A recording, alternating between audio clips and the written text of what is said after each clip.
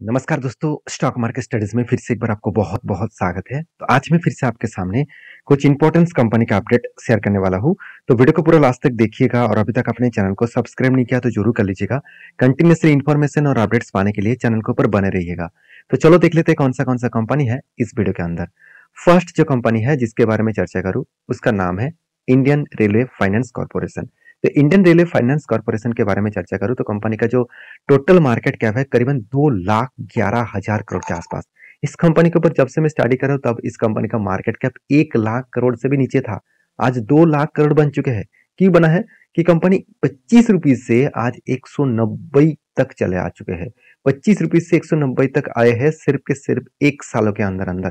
तो सोचिए कंपनी कितना शानदार और धमाकेदार कंपनी रिटर्न आपको दे चुके हैं। देखिए 1 साल में 450% के आसपास, अराउंड 400% के आसपास। और मजेदार बात क्या है आप जानते हैं, कंपनी से रिटर्न ही नहीं दिया, कंपनी अच्छा खासा परफॉर्मेंस भी दिखाया। जैसे कंपनी का सेल्स ग्रोथ ठीक है, प्रॉफिट ग्रोथ ठीक है, करंट ईयर में छोटा मोटा करेक्शन है, बाकी प्रॉफिट ग्रोथ भी ठीक है और रिटर्न ऑफ इक्विटी भी तगड़ा आपको देखने को मिला। तो इसका मतलब इंस्टीट्यूशन लगातार इस कंपनी के ऊपर अच्छा खासा कंटिन्यू कर रहे हैं। उसके हिसाब से नेट प्रॉफिट भी लगातार इस कंपनी के ऊपर बाइंग भी कर रहा है। तो कंपनी के नेट प्रॉफिट भी कंटिन्यूसली इस कंपनी के ऊपर देखने को मिलेगा। अगर मैं क्वार्टरली रिजल्ट के बारे में बात करूँ तो फाइनली अभी तक क्वार्टरली जो रिजल्ट है वो अभी तक नहीं आया। चलो अभी कब रिजल्ट आएगा वो मैं आपको अभी तक डेट मेंशन नहीं किया गया। चलो मैं आपको सबसे पहले कुछ इंपॉर्टेंस पॉइंट में आपके साथ शेयर करता हूँ। जैसे देखेंगे तो म्यूचुअल फंड ने क्या किया, म्यूचुअल फंड ने कुछ क्वांटिटीज को यहाँ पे बेच दिया और एफआईएस ने क्या किया, उस क्वांटिटी को ऐड कर लिया। तो इंस्टीट्यूशन ज्यादा होल्डिंग नहीं कर पा रहे क्योंकि प्रोमोटर के पास अभी भी 86% होल्डिंग है। सेबी के रूल्स के हिसाब से अगर कोई भी कंपनीज के प्रोमोटर के पास अगर ज्यादा होल्डिंग है तो उनमें से 75% होल्डिंग रखकर बाकी होल्डिंग को उसको बेचना पड़ेगा। तो कब बेचेंगे वो तो पता नहीं, मगर मुझे लग रहा है कि कंपनी का जो होल्डिंग है अगर वो बेचा जाएगा तो उसका फायदा डायरेक्टली इंस्टीट्यूशन उठा लेंगे। तो रही बात इस कंपनी के ऊपर म्यूचुअल फंड जो क्वांटिटीज इस कंपनी के ऊपर सेल किया है वो किस तरीके से किया है वो देख लीजिए। जैसे अगस्त मंथ में जो सेल हुआ उससे कई गुना ज्यादा सितंबर मंथ में सेल किया गया। अक्टूबर में भी अच्छा खासा सेल हुआ। नवंबर और दिसंबर में छोटे मोटे क्वांटिटी के साथ सेल देखने को मिला। तो मतलब इंस्टीट्यूशन इस कंपनी के ऊपर धीरे धीरे करके खुद के स्टेक को कम किया है।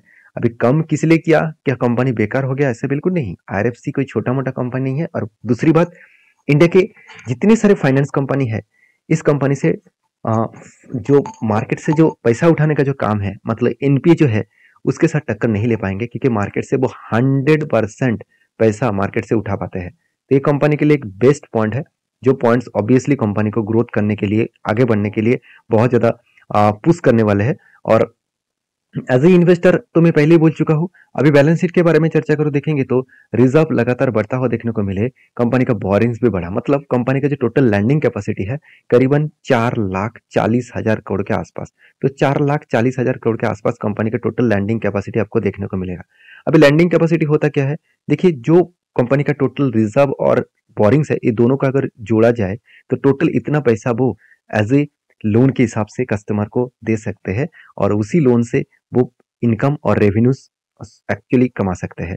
तो मेरे हिसाब से इस कंपनी के ऊपर फोकस होना चाहिए क्योंकि कंपनी का जो बिजनेस है वो आप देख सकते हैं advance against railway infrastructure asset management के ऊपर कंपनी 50% का काम कर रहा है। उसके साथ साथ लीज जो दिया जाता है, लीज के जो एसेट है उसके ऊपर 45%। उसके साथ साथ लोन किसके किसको दे रहा है, आरबीएनएल और आरकॉन के।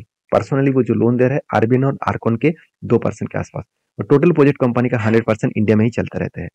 तो बिजनेस वाइज में बात करूं तो कंपनी का जो टेक्निकली चार्ट पैटर्न्स के बारे में बात करूं तो जब यहाँ पे एक रेंज क्रिएट हुआ था और ब्रेकआउट हुआ, मैं 30% के आसपास यहाँ पे टारगेट लिया। फिर से देखिए यहाँ पे एक रेंज क्रिएट हो रहा है। इस रेंज को जरूर याद रखिएगा। इस रेंज को जब भी एक बात मैं थोड़ा सा रेंज को मार्किंग कर लेता हूँ। हाँ, यहाँ पे देखिए टॉप लेवल से मैं ग्राउंड लेवल तक में इस जो सबसे बड़े कैंडल्स है इसको मैंने मार्किंग किया और उसके बाद देखा यहाँ पे एक रेंज क्रिएट हुआ, ऊपर साइड में एक रेंज क्रिएट हुआ। इस रेंज को कोई भी एक साइड में ब्रेकआउट करेगा, अगर सोचिए ऊपर साइड में ब्रेकआउट करे तो मैं जरूर ऊपर साइड में एंट्री लूंगा। अगर नीचे डाउन साइड में एंट्री बने तो मैं इंतजार करूंगा क्योंकि एज ए इन्वेस्टमेंट और एज ए स्विंग ट्रेडिंग के लिए तो मैं इक्विटीज में सेल अप नहीं कर पाऊंगा। तो जरूर मैं वेट करूंगा, कुछ मौका मिले तो उस मौके का फायदा उठाऊंगा। तो आपकी क्या राय है जरूर मुझे कमेंट्स करके बताना और वीडियो अच्छा लग रहा है तो प्लीज एक लाइक करना। नेक्स्ट जो कंपनी है उसका नाम है एमसीएक्स, मल्टी कमोडिटी एक्सचेंज। सबसे पहले एमसीएक्स के ऊपर जो बड़ी बात है वो है कंपनी का रिजल्ट। देखिए कंपनी का क्वार्टर 3 का रिजल्ट अभी तक नहीं आया, फाइनली रिजल्ट जल्द से जल्द आने वाले हैं। तो उससे पहले मैं दिखा दूं कंपनी का जो डेटा है, उस डेटा के बारे में बात करूं तो सेल्स का जो डेटा है वो धीरे धीरे करके बढ़ता हुआ देखने को मिले, 514 करोड़ से 588 करोड़ के आसपास। और कंपनी का नेट प्रॉफिट कम हुआ, क्यों? क्योंकि कंपनी का सेल्स ज्यादा होने से कुछ नहीं होगा, कंपनी एक्सपेंस को भी कंट्रोल करना चाहिए था। एक्सपेंस ज्यादा कर बैठे तो जिसके लिए कंपनी के ऊपर सेल्स कम होगा। अभी कंपनीज के ऊपर सबसे मजेदार बात क्या आप जानते हैं? कंपनी का जो रिजर्व वो लगातार बढ़ता हुआ देखने को मिले और बोरिंग्स एकदम ना के बराबर है, एकदम जीरो के आसपास है। तो बोरिंग्स कम हुआ, रिजर्व बढ़ता हुआ देखने को मिले, तो एक पॉजिटिव पॉइंट्स है इस कंपनी के ऊपर। और इन्वेस्टर के बारे में चर्चा करूं तो प्रोमोटर से लेकर एफआईडीएस पब्लिक हर किसी के पास इस कंपनी के ऊपर इन्वेस्टमेंट आपको देखने को मिल जाएगा। तो एक बेस्ट तरीके से सिचुएशन है, उस सिचुएशन को आपको समझना पड़ेगा, उस सिचुएशन को आपको देखना पड़ेगा। जो कंपनीज के ऊपर इतने बड़े से बड़े प्लेयर मतलब इंस्टीट्यूशन कंटिन्यू होल्डिंग कर रहे हैं तो कुछ ना कुछ तो बड़ा बनेगा। अभी देखिए डीआईएस कौन है वो देख लीजिए। कोटक कंपनी है, कोटक महिंद्रा बैंक है। साथ ही साथ जो पीपीएफ म्यूचुअल फंड्स है, कुछ म्यूचुअल फंड्स कंपनी है। साथ ही साथ पारंपरिक फ्लेक्सिबल मतलब फ्लेक्सी कैप फंड्स है। उसके साथ साथ निपॉन लाइफ इंडिया जो ट्रस्ट फंड है, टाटा एआई जो फंड है, तो एचडीएफसी भी है, और सॉरी एचएसबीसी भी है, साथ ही साथ फ्रैंकलिन भी है। तो इतने बड़े से बड़े कंपनीज इस एमसीएक्स के ऊपर खरीदारी करके रखे हैं। क्यों रखे हैं? क्योंकि आप सभी जानते हैं एमसीएक्स एक कमोडिटी प्रोडक्ट के ऊपर काम करते हैं और एक मोनोपोली जैसे बिजनेस एंजॉय करते हैं, क्योंकि इसका कोई कंपटीटर नहीं है, क्योंकि मोनोपोली बिजनेस करना इसका काम है। बाकी इस कंपनी के ऊपर एज ए इन्वेस्टर के हिसाब से बात करूं तो इन्वेस्टर देखिए सिर्फ डीएस नहीं, एफएस ने भी अच्छा खासा होल्डिंग रखा। चलो मैं आपको यहाँ पे दिखा देता हूँ। अब देखेंगे तो म्यूचुअल फंड ने क्या क्या कंटिन्यू होल्डिंग को कंटिन्यू करा है और एफआईएस ने भी कंटिन्यू खुद के होल्डिंग को कंटिन्यू करा है। बाकी देखिए प्रोमोटर तो नहीं है, मतलब हर किसी के पास अच्छा खासा होल्डिंग्स देखने को मिलेगा, म्यूचुअल फंड से लेकर एफआईएस से लेकर पब्लिक से लेकर और अदर्स से लेकर। और प्रोमोटर के पास जो होल्डिंग था वो जीरो हो चुके हैं। तो कहने का मतलब है कि कंपनी के ऊपर अच्छा खासा ग्रोथ तो देखने को मिला है। अभी इस कंपनी के टेक्निकली चार्ट पर क्या बता रहा है वो बता दूं। देखिए बहुत दिनों तक एक ही लेवल में कंपनी रेंज क्रिएट किया, तो इस तरीके से बॉक्स जो फॉर्मेट है वो इस फॉर्मेट के ऊपर सबसे ज्यादा काम कर रहे थे निकोलास, जो अमेरिकन एक डांसर था। मतलब अमेरिकन के एक सबसे बड़ा डांसर जो बाद में एक बहुत बड़ा इन्वेस्टर और ट्रेडर्स बना, जो हमेशा एक पैटर्न्स को यूज करके काम कर रहे थे। उनकी जो किताब है उनमें उन्होंने लिखा था कि उन्होंने लाइफ टाइम जो जो पैसा बनाया उन्होंने सिर्फ यही पैटर्न को फॉलो करके, जो है एक रेंज ट्रेडिंग, मतलब सॉरी एक बॉक्स फॉर्मेट, मतलब इस बॉक्स के अंदर अगर कोई ट्रेड बने, कोई मतलब बॉक्स के अंदर बहुत टाइम होल्ड करे उसके बाद ब्रेकआउट करे तो वो ट्रेड लेते थे और एक लंबा जर्नी के लिए वो वेट करते थे।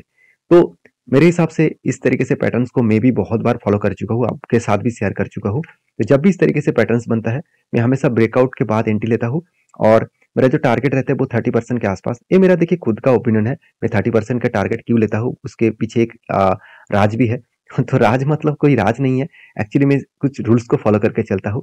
अगर वो रूल्स को जानना है तो मुझे कमेंट्स करिए, और मैं 30% तक होल्डिंग करूंगा, तो देखा जाएगा कब होल्ड टारगेट बनता है। आपके क्या ओपिनियन है इस कंपनी के ऊपर जरूर मुझे कमेंट्स करना।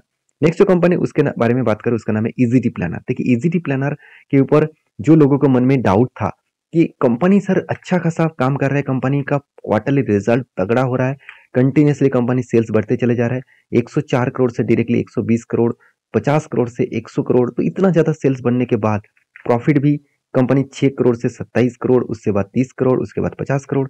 तो इतना बड़ा जंप होने के बाद भी कंपनी के ऊपर ग्रोथ क्यों नहीं हो रहा है? कंपनी के ऊपर प्रॉफिट तो हो रहा है, कंपनी आगे क्यों नहीं बढ़ रहा है?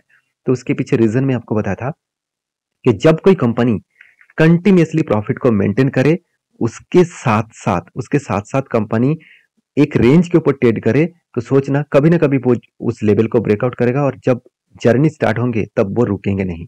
तो मुझे लगता है वही सिचुएशन यहाँ पे देखने को मिला है। अगर मैं चार्ट के बारे में चर्चा करूँ तो आप देखेंगे तो बहुत दिनों तक एक फॉल देखने को मिला, बहुत दिनों के बाद एक बिग फॉल देखने को मिला, अराउंड 20% से भी, सॉरी 20% नहीं, उससे भी ज्यादा यहाँ पे फॉल देखने को मिला है। अगर मैं टॉप लेवल से डाउन लेवल तक देखूं तो 50% के आसपास फॉल देखने को मिला था। और फाइनली यहाँ पे देखिए क्या बना, कफ विद हैंड अबंडेंस बना। तो कफ विद हैंड अबंडेंस बनने के बाद मुझे चाहिए यहाँ पे ब्रेकआउट कंफर्मेशन, मतलब यहाँ पे क्या बना, एक ब्रेकआउट हुआ और इसके बाद ब्रेकआउट कंफर्मेशन मुझे चाहिए, मतलब इसके ऊपर कोई भी मुझे एक ग्रीन कैंडल चाहिए। इसके ऊपर अगर ग्रीन कैंडल क्लोजिंग हो तो मैं जरूर इसके ऊपर एक फिर से फ्रेश एंट्री लेने वाला हूँ। तो आपके क्या ओपिनियन है इस कंपनी के ऊपर जरूर कमेंट्स करना। अगर मैं एंटी बने तो कहाँ तक मेरा टारगेट बन सकता है वो भी मैं मार्किंग करके आपको दिखा देता हूँ। आपको मार्किंग कुछ इस तरीके से करना है, इस लेवल को मार्किंग करना है। इस लेवल को मार्किंग करने के बाद आप ऊपर बिठा देना, और जो इसका प्रीवियस हाई है अगर उसके नीचे टारगेट बना है तो वो टारगेट को अचीव करने की जरूर कोशिश करेंगे। बाकी आपके क्या ओपिनियन है जरूर मुझे कमेंट्स करके बताना। तो नेक्स्ट जो कंपनीज है उसके बारे में चर्चा करूँ, उसका नाम है जुबलियन फूडवर्क्स लिमिटेड। तो सॉरी, माफी चाहता हूँ, जुबलिएंट इंग्रेविया लिमिटेड। जो कंपनी एक वोलेटिलिटी के हिसाब से काम कर रहा है, उस बेसिस में भी कंपनी अच्छा खासा डिविडेंड का अनाउंसमेंट किया। पिछली बार भी ₹2.5 करके डिविडेंड दिया था, इस बार भी कंपनी ₹2.5 करके डिविडेंड देने वाला है। मतलब फाइनली डिविडेंड दे चुके हैं। तो 9 तारीख को डिविडेंड दिया था, कितने सारे लोगों को डिविडेंड मिला मुझे जरूर कमेंट्स करके बताना। वीडियो में जानकारी अच्छा मिले तो प्लीज लाइक करना। मिलते हैं नेक्स्ट वीडियो में, तब तक के लिए धन्यवाद।